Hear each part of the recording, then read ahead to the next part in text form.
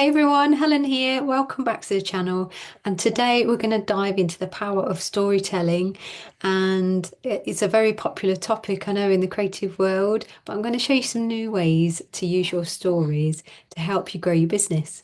So, why is it really important to know how to write stories for your business? Well, I know a lot of people talk about brand stories, but actually, to have really authentic stories that really inspire people is really actually quite persuasive as well, and it raises awareness. So let's say your ideal client really hasn't got a clue about something that you're helping them with, or maybe they just don't understand a new idea or a way of thinking.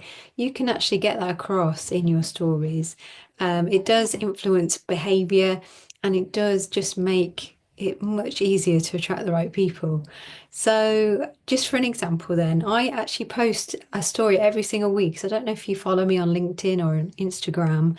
Highly recommend you take a look at some of my stories and have a look at how I actually get across different topics each week because they are so popular. People really love my stories and they do educate and inspire people, and they help people really get to know me as well.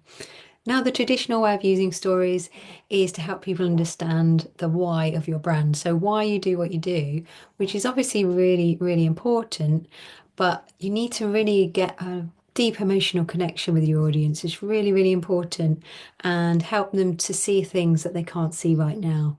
So, imagine that you're sharing a story about, I don't know, about something that is really important to you. So it helps them see the same values that you have. Or maybe it's about a client that you've had in the past, and the exciting story of how you actually made a big difference to them, how you doubled their revenue by creating amazing branding or whatever you did for them. But it's really important to make sure that you do start telling stories. Obviously, true stories are really important. Make sure they are true and it's like real life things that have happened, and they have a massive influence over people's behavior because they resonate with them. The more they resonate, the easier you'll find it, and people will actually want to talk to you. So, stories are used in sales as well, and it's really important to have some stories, like real life things that have happened, to show that you are making a big difference, and also be open about your situation and your life as much as possible. The more authentic you are when you have a conversation with someone, the better, because they can really see how you got here and why you do what you do and how that's going to help them in the future.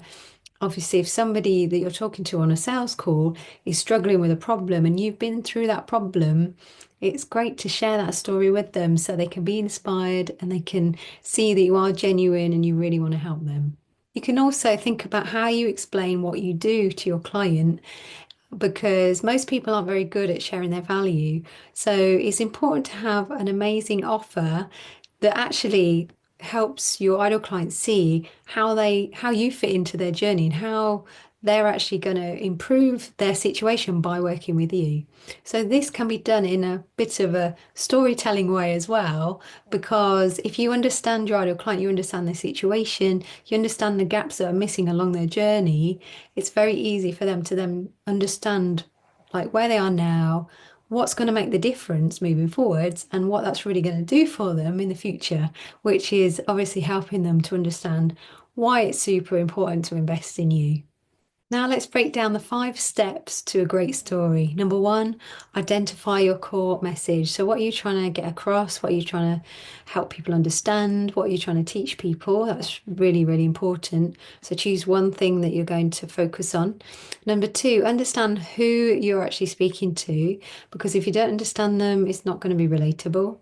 Number three, I want you to think about a time in your life that where you actually learnt the same kind of lesson, the same kind of situation, and how you could talk about it in a different way so that it's not too direct, and it's talking about a different situation, but a very similar lesson that you learned. Number four, I want you to use emotional language. emotion is so important in sales and in business, because if you don't really connect deeper with someone, so get to know them on a much deeper level, it's very hard for them to actually take notice. We're human beings, we are led by emotion, and it's very important to understand what it's like, what it feels like, what it looks like. What's a day in your ideal client's life, so that you can actually start to connect to them a lot more. Number five, give them hope, because you've got to help them see things they can't see right now. You can see how they can have a better business. You can help them see how they can have a better life. So it's about painting that picture for them.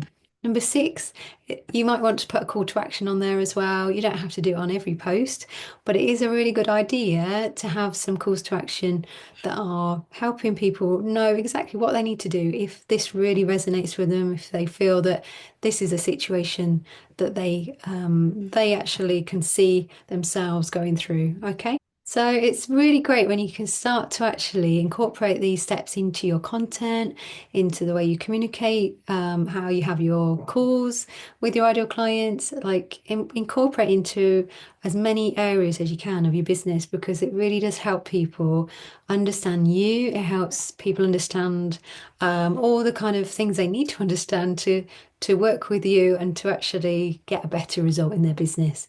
So hopefully you've understood a little bit more about how to write stories, how to incorporate them into your business. If you enjoyed this today and you found this helpful, please give it a like. Don't forget to subscribe, share it with all your creative friends.